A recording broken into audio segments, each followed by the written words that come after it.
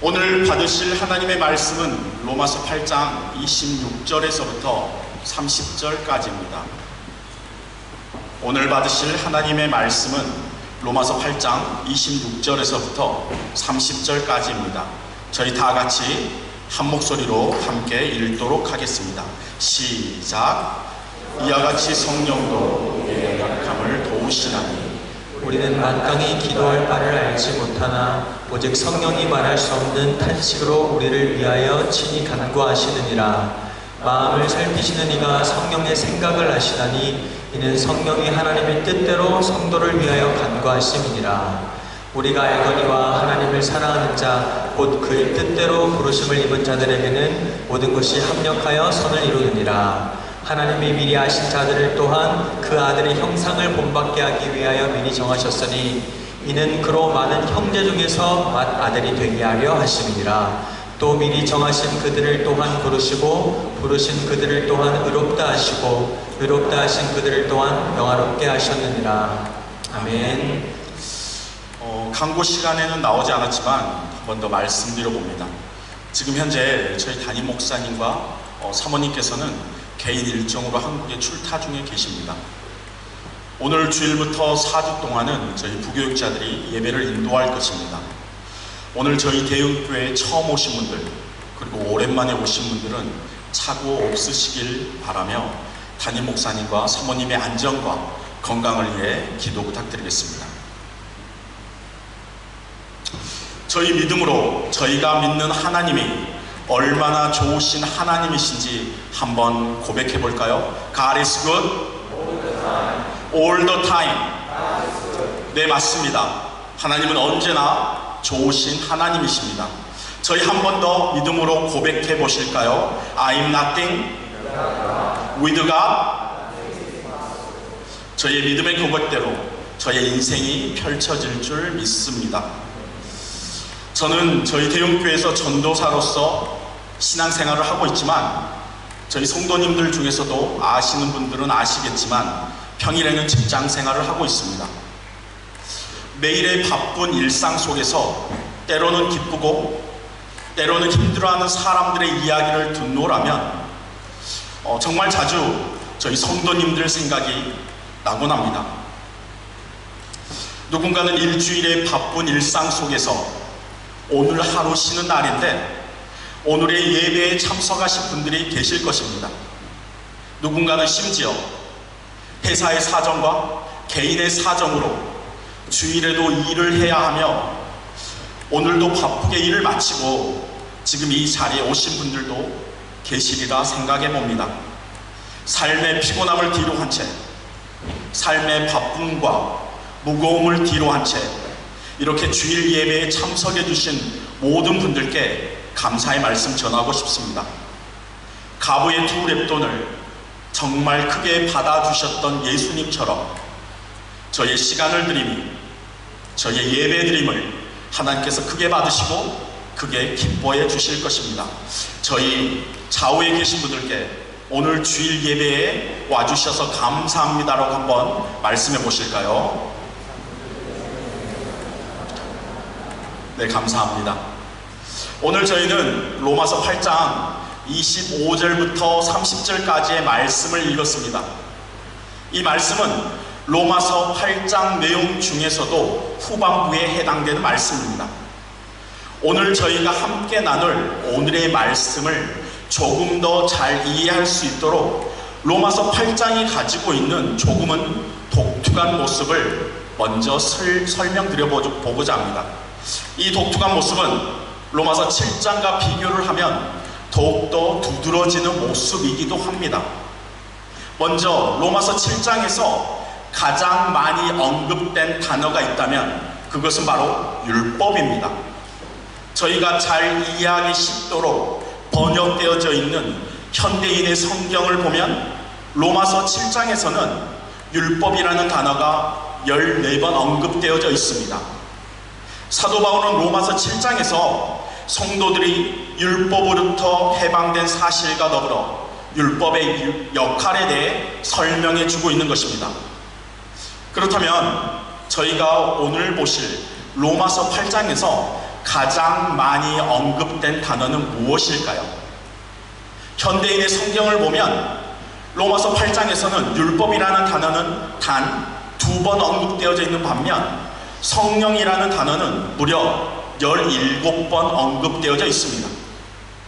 16장으로 구성된 로마서 전체를 보면 성령이라는 단어는 총 26번 나오는데, 다시 한 번 더 말씀드리면 오늘 저희가 읽은 이 로마서 8장에만 성령의 언급이 무려 17번 되어져 있다는 것입니다. 즉 사도 바울은 로마서 8장에서 특별히 성령의 역사 그리고 하나님의 사랑을 더 조명하고 강조하고 있는 것입니다. 이와 함께 저희는 오늘 저희가 나눌 말씀의 더 깊은 이해를 위해 저희가 읽은 8장 25절의 전 부분을 알 필요가 있습니다. 저희가 읽은 25절의 앞부분을 보면 사도 바울은 23절과 22절과 23절에서 피조물들이 다 이제까지 함께 탄식하며 함께 고통을 겪고 있다. 그뿐 아니라 또한 우리 곧 성령의 처음 익은 열매를 받은 우리까지도 속으로 탄식하여라고 말씀하시며, 저희는 여전히 세상의 제 영향 아래 있음을 말하고 있습니다. 그렇게 인간은 고난받을 수 있으며 고통을 받을 수 있으며 심지어 예수님을 믿는 저희조차 제 현실에 부딪히며 인생의 문제를 경험하며 탄식하며 미래의 소망을 기대하며 살아감을 사도 바울은 말해주고 있는 것입니다. 이런 배경 가운데 오늘 저희가 읽었던 26절은 이렇게 시작하고 있습니다. 저희 다 같이 26절을 한 번 더 읽어보시도록 하겠습니다. 시작. 이와 같이 성령도 우리의 연약함을 도우시나니 우리는 마땅히 기도할 바를 알지 못하나 오직 성령이 말할 수 없는 탄식으로 우리를 위하여 친히 간구하시느니라. 이 말씀을 통해 하나님께서는 저희에게 무엇을 말씀하고 계시는 것일까요? 그것은 성령 하나님께서는 저희의 연약함을 도우신다라는 것입니다. 그리고 그분께서는 친히 저희를 위해 간구해 주신다라는 것입니다. 저희가 삶에 지치고 힘들어할 때, 아니 더 나아가 너무 힘든 나머지 기도조차 할 생각조차 못하며 기도조차 하지 못하고 있을 때에도 성령 하나님은 저희를 도우시며 친히 말할 수 없는 탄식으로 저희를 위해 하나님께 중보 기도해 주시고 있다는 것입니다. 저는 더 나아가 이 말씀 가운데 언급되어져 있는 말할 수 없는 탄식이라는 말씀에 조금 더 함께 주목해 보고자 합니다. 탄식이라는 단어는 한탄을 하며 한숨을 쉬는 행위를 말합니다. 혹시 여러분들의 인생 가운데 탄식을 경험해 보신 분들이 계신가요? 저희는 보통 저희가 감당할 수 없는 죽음과 고통과 슬픔을 경험할 때 저희 영혼이 단순한 슬픔이 아닌 정말 깊은 슬픔에 짓눌릴 때 울부짖으며 때로는 울부짖지도 못한 채 저희는 탄식을 하곤 합니다. 성령님의 말할 수 없는 탄식이란 분명 저희가 느끼는 그런 고통과 흡사할 것입니다. 성령 하나님은 저희의 깊은 고통과 슬픔과 아픔을 느끼시며 저희와 함께 괴로워해 주시는 분이십니다. 그분은 결코 마음이 차가운 분이 아니십니다. 성령 하나님은 저희 마음의 혼란과 거절의 고통과 저희 마음의 무거운 부담감과 미래에 대한 불안감을 잘 알고 계시는 분이십니다. 그렇게 사도 바울은 이 구절을 통해 성령 하나님은 무심하게 기도하지 않으시며 저희가 느끼는 그 모든 마음을 느끼시며 그 마음을 떠안고 저희를 위해 친히 말할 수 없는 탄식으로 하나님께 중보해 주고 계심을 이 말씀을 통해 말씀해 주고 있는 것입니다. 저희 다음 구절 27절 다 같이 한번 읽어보실까요? 27절입니다. 시작. 마음을 살피시는 이가 성령의 생각을 아시나니 이는 성령이 하나님의 뜻대로 성도를 위하여 간구하심이니라. 마태복음 6장 8절을 보면 하나님께서는 저희가 구하기 전부터 저에게 필요한 모든 것을 알고 계시는 분이시라 말씀하고 있습니다. 이런 하나님은 저희 사람들의 마음을 모두 다 알고 계실 뿐만이 아니라 오늘의 말씀을 통해 성령 하나님의 생각이 무엇이신도 아신다라고 말씀하고 계신 것입니다. 이것은 성령 하나님께서 저희를 위해 중보 기도하여 주실 때 바로 하나님의 뜻을 따라 저희를 위해 중보해 주고 계시기 때문이라는 것입니다. 성령 하나님은 저의 모든 것을 이해하심과 동시에 하나님의 뜻과 목적을 완벽하게 이해하시는 분이십니다. 단순히 저희의 입장만을 이해하시고 저희의 입장만을 치우쳐 때를 쓰시는 분이 아니시라는 것입니다.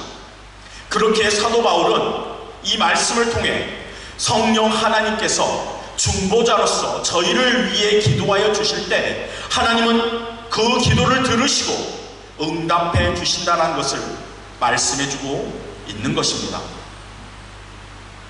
26절과 27절에 말씀되어져 있는 성령 하나님의 모습에 대해 요약하여 다시 말씀 들어보며 다음 구절로 넘어가겠습니다.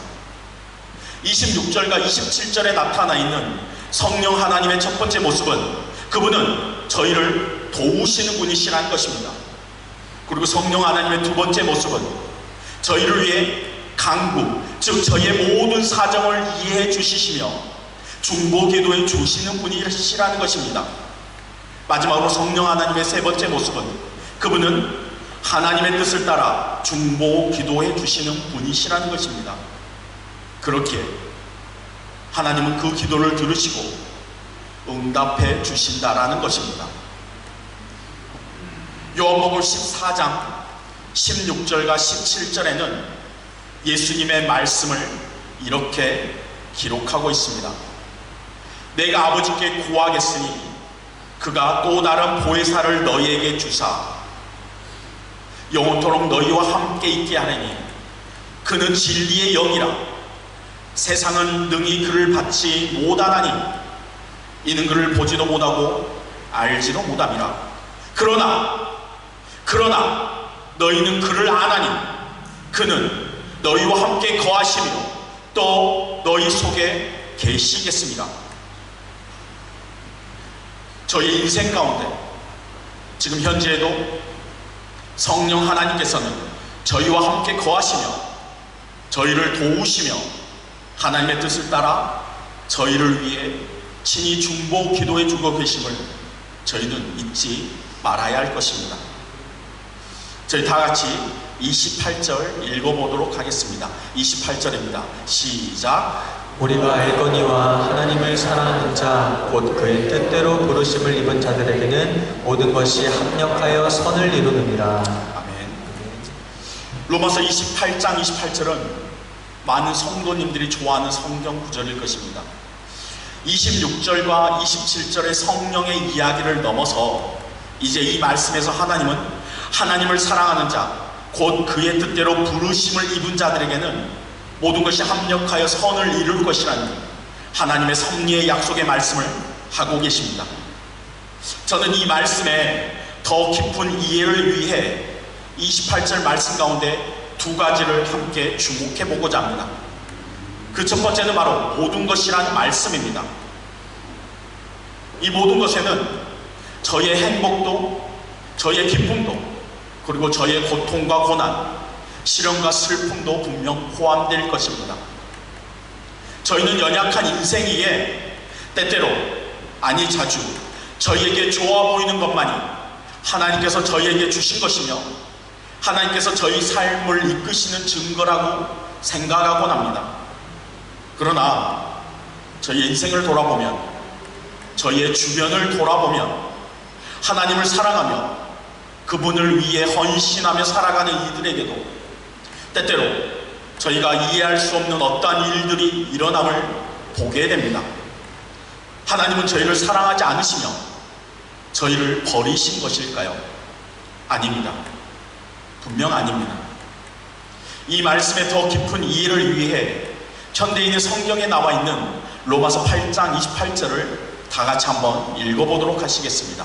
현대인의 성경 8장 28절입니다. 시작. 하나님을 사랑하고 그분의 계획대로 부르심을 받은 사람들에게는 결국 모든 일이 유익하게 된다는 것을 우리는 알고 있습니다.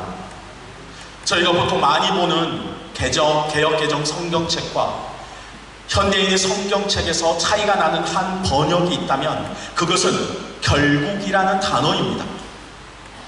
하나님께서는 이 말씀을 통해 저희 삶의 고통도 고난도 시련도 슬픔도 아니 더 나아가 저희 삶에서 경험하는 모든 것은 결국과 연결되며 결국 유익하게 사용하여 주신다는 것을 저희에게 약속해 주고 계신 것입니다.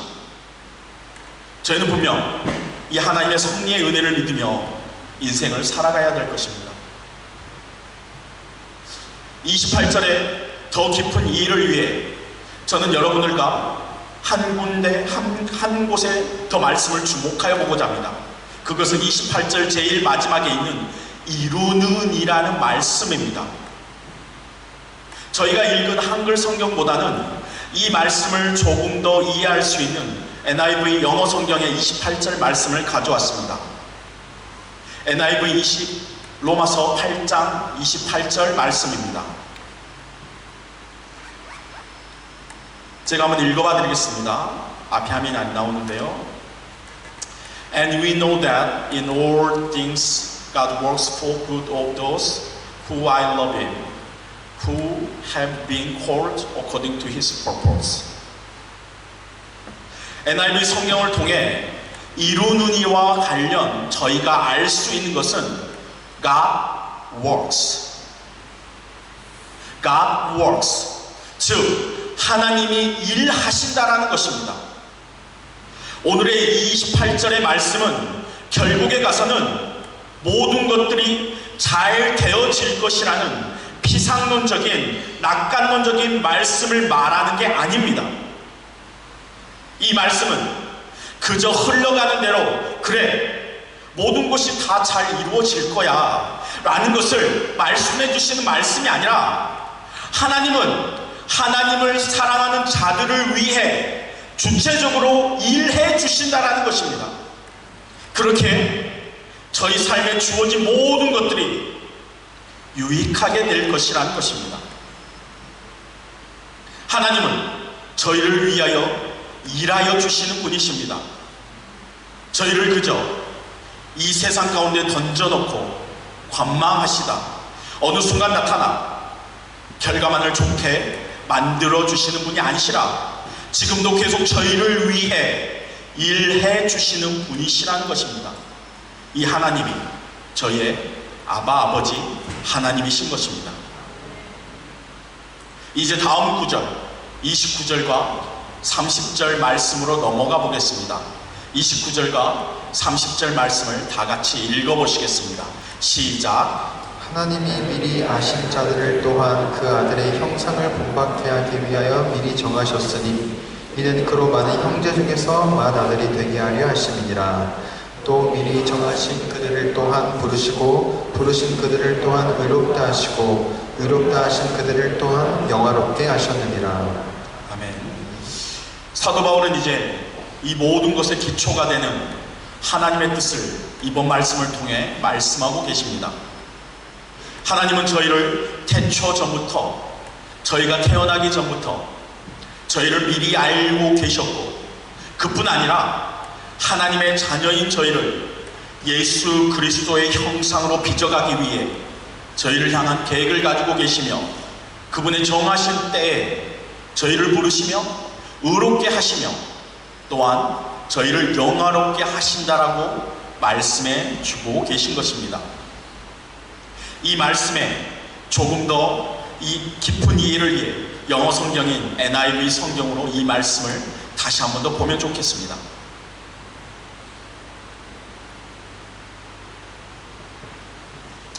제가 한번 읽어드리도록 하겠습니다. NIV 성경 로마서 28장 30절 말씀입니다. And those he predestined, he also called. Those he called, he also justified. Those he justified, he also glorified.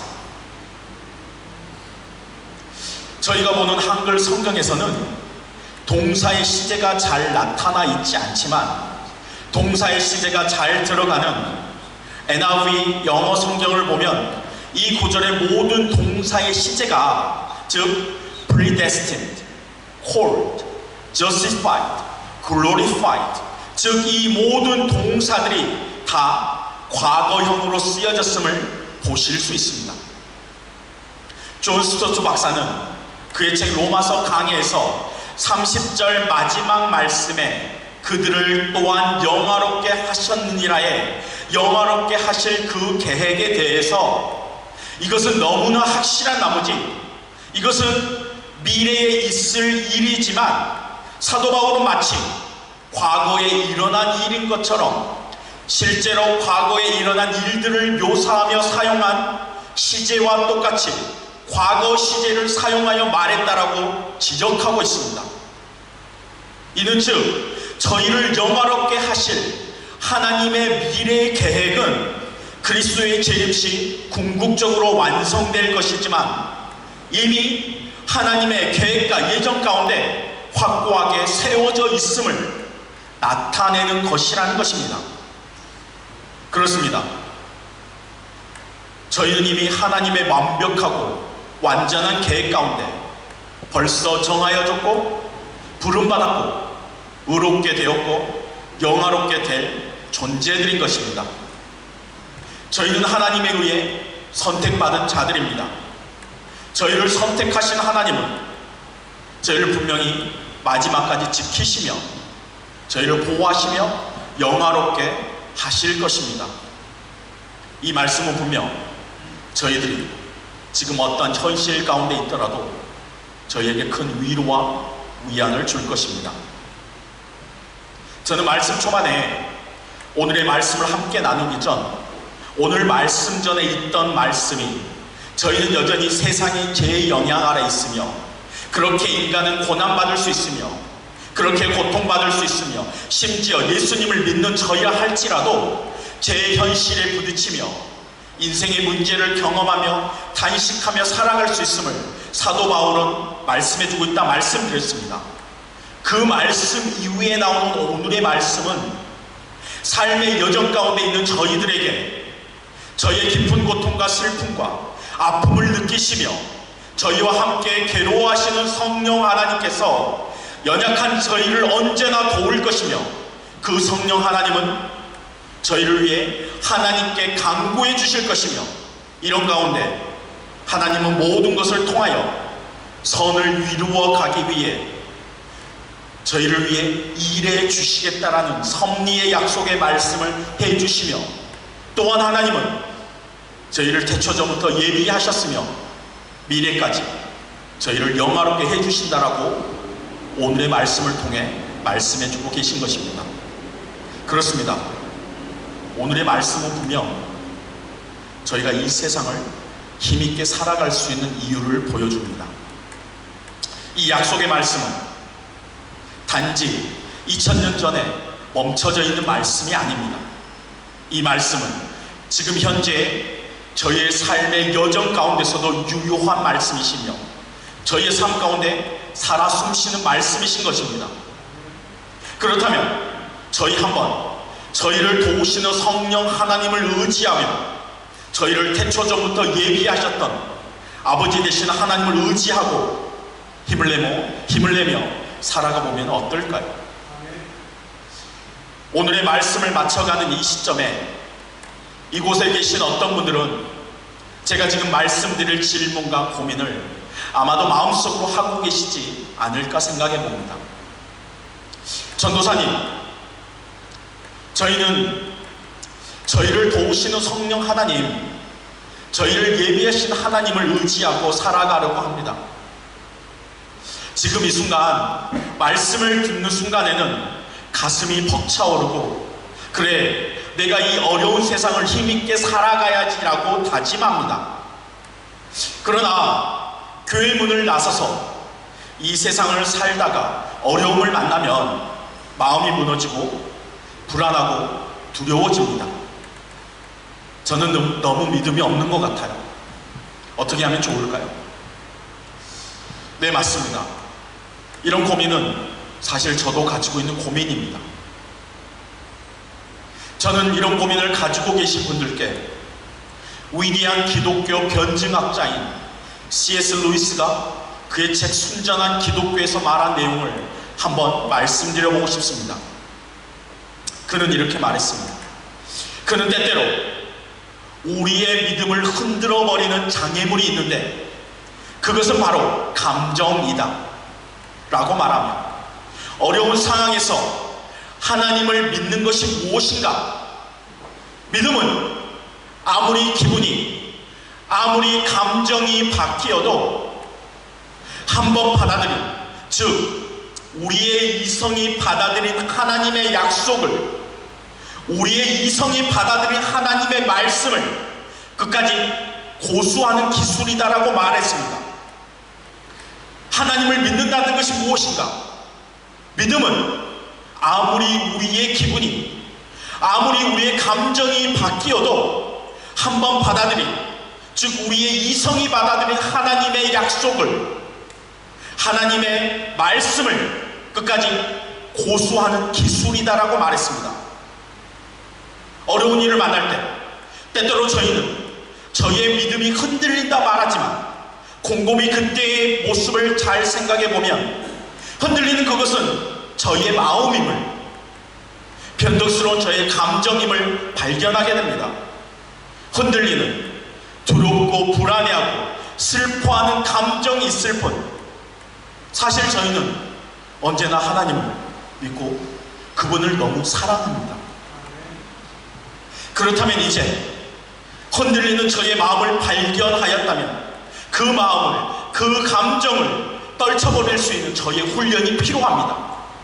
그리고 저희는 하나님의 말씀 앞에 저희를 위해 자기 아들 예수 그리스도까지 버리신 그 십자가의 사랑 앞에 저희를 내던질 노력과 습관이 필요한 것입니다. 마지막으로 한 가지 말씀만 더 드리고 오늘의 말씀을 마무리하도록 하겠습니다. 저희 대웅교회는 현재 목장이라는 체제로 변화의 과정 가운데 있습니다. 그리하여 매주 금요일 함께 모여 저의 삶을 나누고 말씀을 나누며 기도하는 시간을 가지고 있습니다. 금요 목장 모임에 참여해 보신 분들은 아시겠지만 저희는 현재 시편 말씀을 매주마다 한 편씩 나누고 있습니다. 시편은 전체 150편으로 구성된 성경책입니다.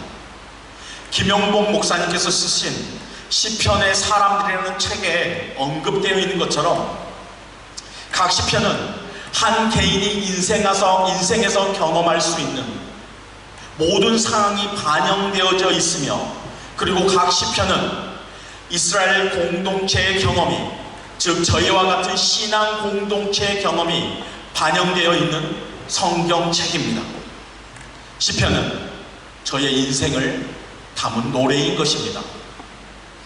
이 시편을 구성하는 주제를 살펴보면 그게 하나님 감사합니다 라고 말하는 고백시, 하나님을 찬양합니다 라고 말하는 찬양시, 그리고 박해를 받거나 죽음이나 질병 같은 심각한 고통을 받을 때 하나님께 자신의 처지를 호소하며 구원해 주실 것을 탄원하는, 심지어 자신을 괴롭히는 원수를 물리쳐 달라는 탄원시 등등으로 구성되어져 있습니다. 그렇다면 이런 주제들 가운데 가장 많은 시편을 구성하고 있는 시가 어떤 것인 줄 한번 생각해 보신 적이 있으신가요? 가장 많은 시편을 구성하고 있는 시는 바로 탄원시입니다. 주제 분류에 따라 그 수가 조금씩 달라질 수 있겠지만 무려 70편에 가까운 시편이 무려 전체 150편 중에 절반에 가까운 시편이 하나님 제발 도와주세요라고 말하는 이 탄원시인 것입니다. 왜 하나님은 인생의 많은 노래들 가운데 이 탄원시를 가장 많이 모아두셨을까요? 저도 그 이유를 한번 생각해 봤습니다.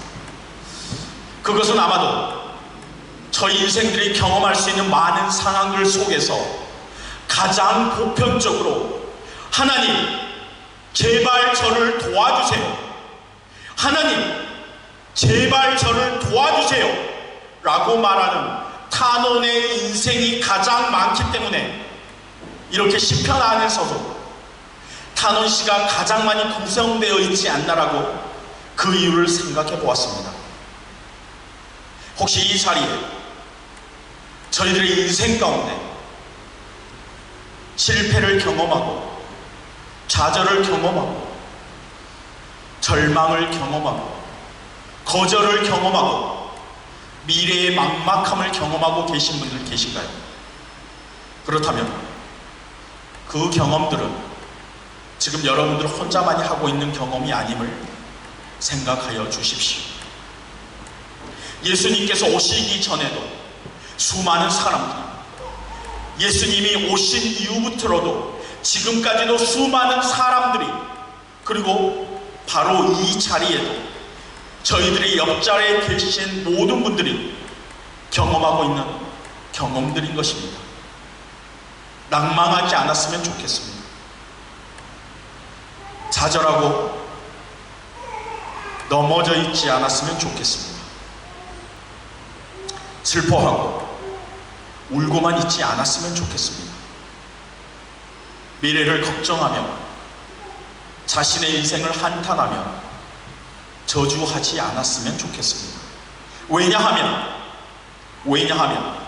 오늘 저희가 말씀을 통해 보았던 것처럼 저희의 모든 사정을 이해하시는 성령님께서 저희를 도우실 것이며, 그 성령 하나님께서는 지금도 저희를 위해 중보 기도해 주고 계시며, 이와 함께 저희가 인생에서 경험하는 모든 것을 통하여서 가장 선한 것으로 이끄시며 저희를 태초 전부터 예비하셨고 저희를 의롭다 하셨고 저희의 미래 영화까지 이끄실 분이 바로 저희의 아버지 하나님이시기 때문이며, 그리고 저희를 위해 십자가에 그의 목숨까지도 내주셨던 구원자 되시는 분이 바로 저희의 예수님이기 때문입니다.